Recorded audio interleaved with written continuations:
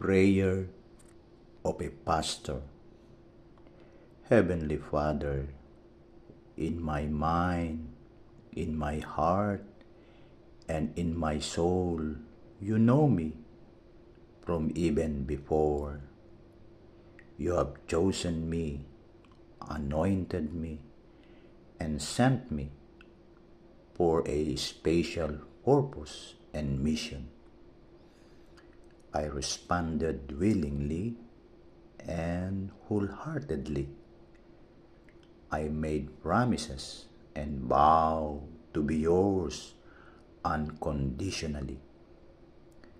My priesthood is all that I have.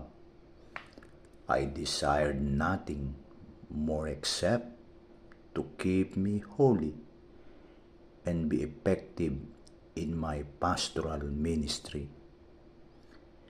I humbly accept my imperfections because distraction abound and temptations linger on. But for whatever may come, I lay my life for you, even if I am most unworthy. I know I will never be worthless because of you.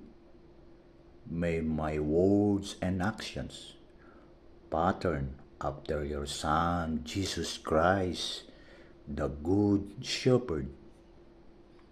Fill my soul with all the grace through the power of the Holy Spirit, the Paraclete.